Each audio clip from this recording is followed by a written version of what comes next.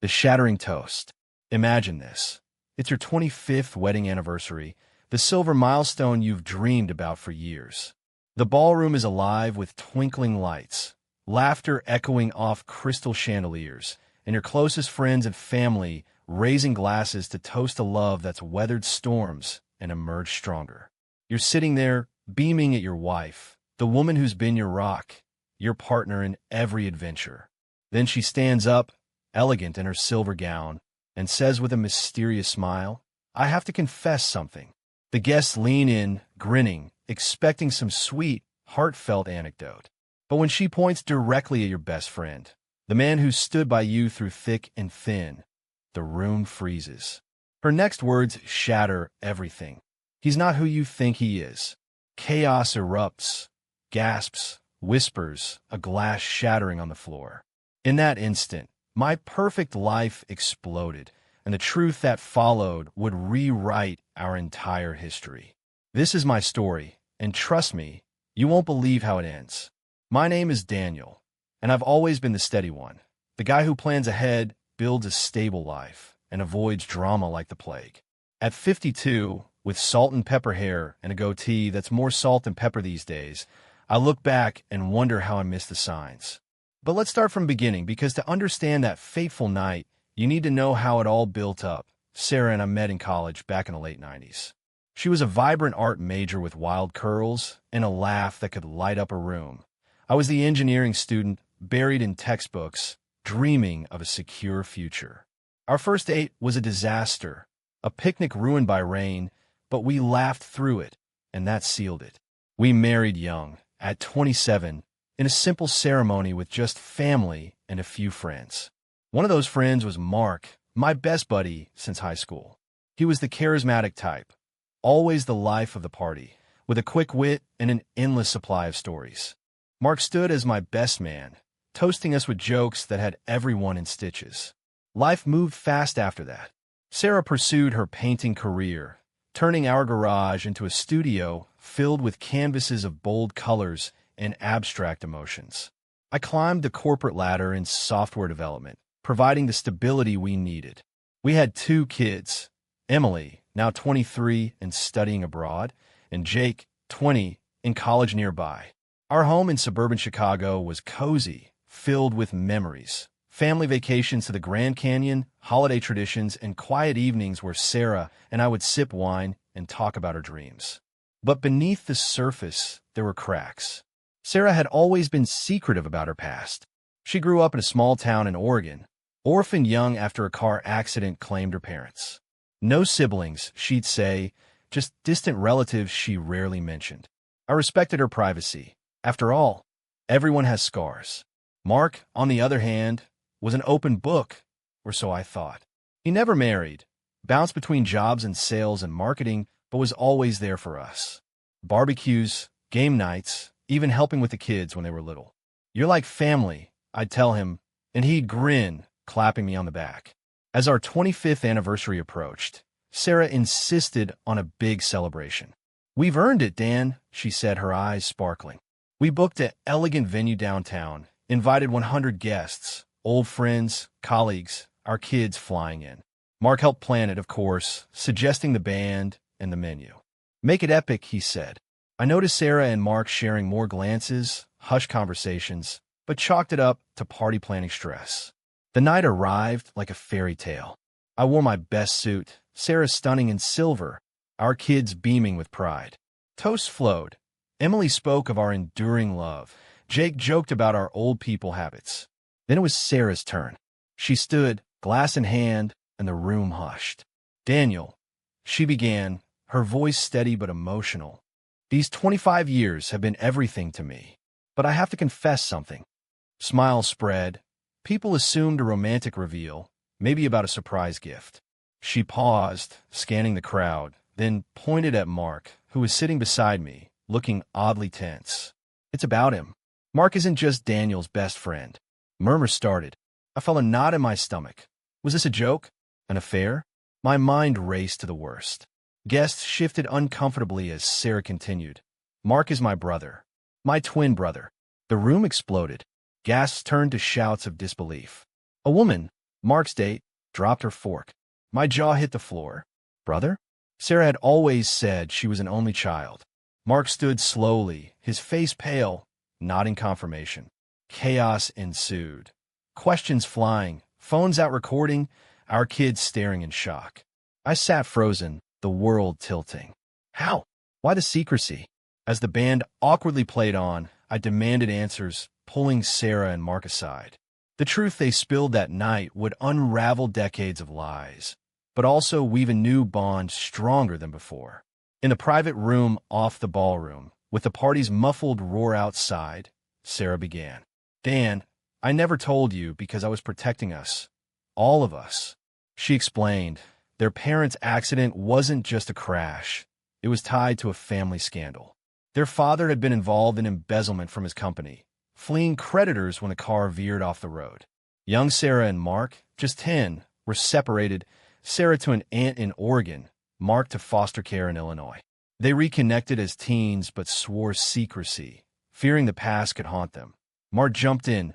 When I met you in high school, Dan, I had no idea you'd end up with my sister. It was fate. He'd kept the secret to protect Sarah's new life, becoming my friend organically. Over the years, they'd maintained contact discreetly, but as our marriage solidified, the lie grew heavier. I felt betrayed, angry. Why now? I demanded. Sarah teared up, because 25 years means we're unbreakable. And Mark's sick, early-stage cancer. He needs family, openly. The revelation hit like a wave. My best friend, my brother-in-law. The party outside buzzed with speculation, but inside, we hugged, cried, laughed. It was the start of healing, unraveling the past. As the shock settled in that private room, I paced, trying to process. My wife and best friend. Siblings? It explains so much. Their similar laughs. The way Mark always knew Sarah's favorite wine without asking. The inside jokes I dismissed. But the deception stung. How could you lie for 25 years? I asked, voice trembling. Sarah sat me down, her hand on mine. Let me take you back, Dan. To understand, you need the full story. It started in 1980 in a rainy Oregon town. Sarah and Mark were born minutes apart, inseparable twins in a modest home. Their father, Robert, was accountant for a logging company, but greed led him astray. He skimmed funds, building a secret nest egg. When exposed, he panicked, piling the family into the car one stormy night to flee. We were terrified, Sarah recalled. Mark held my hand in the back seat. The crash killed their parents instantly. The twins survived with minor injuries. Authorities ruled it accidental, but whispers of foul play lingered, creditors, perhaps, tampering with brakes. To protect the kids, relatives split them. Sarah to Aunt Clara in Oregon, who changed her last name to erase ties. Mark to a foster family in Chicago, keeping his. We lost touch for years, Mark said. I bounced homes, got into trouble, petty stuff, searching for identity. They reconnected at 16 via a social worker's tip. Sarah had run away briefly, seeking her brother. Mark had been looking too. Our first meeting was in a park, Sarah said. We cried for hours. But fear lingered. The embezzlement scandal could resurface, tarnishing their futures. They vowed secrecy, communicating sporadically. Enter me. In high school, Mark and I bonded over shared classes and sports. He never mentioned a sister. At college, when I met Sarah, it was love at first sight. I recognized her last name from Mark's stories, she admitted. But I didn't connect the dots until later. Mark, hearing about my new girlfriend, pieced it together and reached out to her. It was surreal, he said. My best friend's girl is my twin. They decided to keep quiet. We were young, building lives, Sarah explained. Revealing it risked dragging up the past, lawsuits, media. As our relationship deepened, the secret became entrenched. Mark became Uncle Mark to our kids unknowingly, always present but never claiming blood. Over the years, hints slipped. Sarah's nightmares about crashes. I thought it was general trauma. Mark's unexplained trips to Oregon. Business, he'd say. Once, at a family reunion, they shared a look that made me jealous, but I trusted them. We almost told you so many times, Sarah confessed. After Emily's birth, during Jake's illness. But fear won. The cancer diagnosis changed everything. Mark found out months before the anniversary. Prostate, treatable, but scary.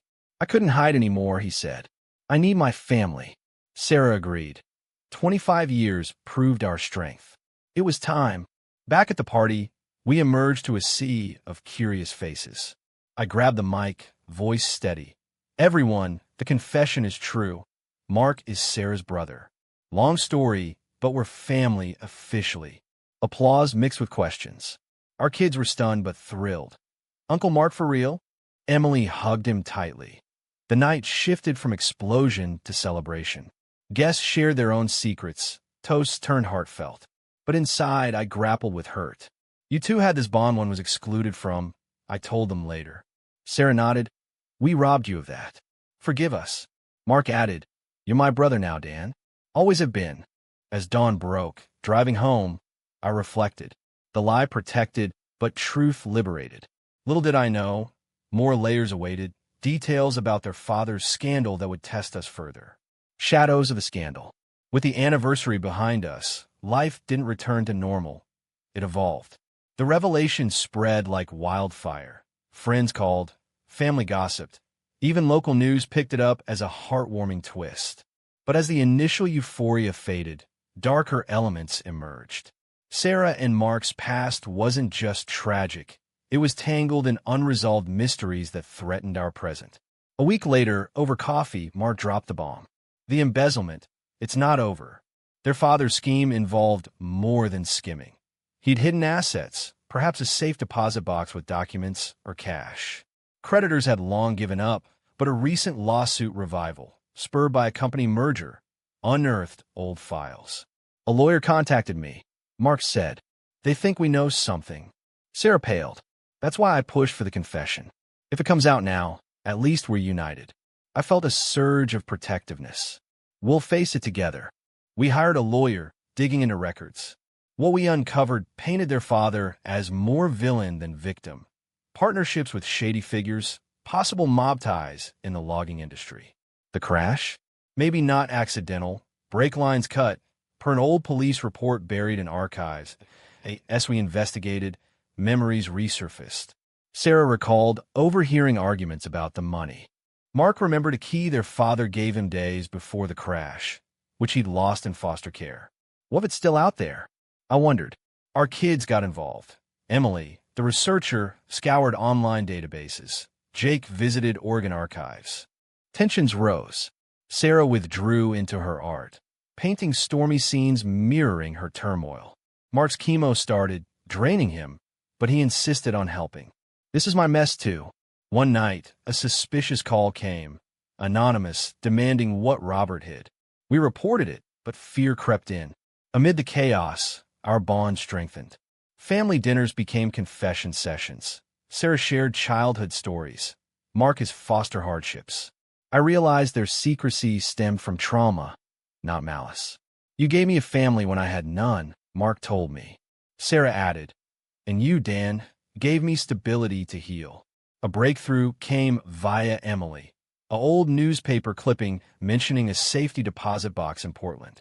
We flew there, hearts pounding. The bank required proof of relation. DNA tests confirmed the twinship publicly now. Inside, documents proving their father's innocence? No, ledgers showing he was framed by a partner who orchestrated the crash to silence him. The partner? Long dead, but his estate owed reparations. Our lawyer filed claims, potentially yielding compensation. But more importantly, closure. Dad wasn't the bad guy, Sarah wept. Mark hugged her. We can let go. Back home, Mark's treatment progressed well. The scandal faded, replaced by unity. I reflected on our 25 years. Not perfect, but resilient. The explosion at the party? It detonated old walls, building new foundations. Yet one final twist loomed, a discovery that would redefine everything. Bonds forged in truth. As the scandal resolved, with settlements providing for Mark's care and a family fund, peace settled. But truth has a way of unveiling more. During a routine clean-out of Sarah's studio, I found a hidden box. Letters between her and Mark spanning decades. Most were innocuous, but one from early in our marriage stood out. Dan's the one, sis. Don't let our past ruin it. Confronting them, Sarah explained. We wrote to stay connected without risking exposure. Mark added, and to support each other through doubts. Doubts? Sarah admitted. Early on, I feared the lie would break us. Mark encouraged me to stay. It hurt, but humanized them. No malice, just survival. Our kids thrived in the new dynamic. Emily planned a real family vacation. Jake bonded with Mark over sports. Sarah's art flourished, themes shifting to renewal. My career? I took a sabbatical, joining a nonprofit, inspired by our journey. Years later, at Mark's remission party, we toasted again. To confessions, I said. Sarah pointed at Mark, laughing, and to brothers. The room exploded. In joy. Looking back, that anniversary wasn't destruction. It was rebirth. Secret bind, but truth frees. If you're hiding something, consider. Revelation might explode your world, but the rebuild could be beautiful.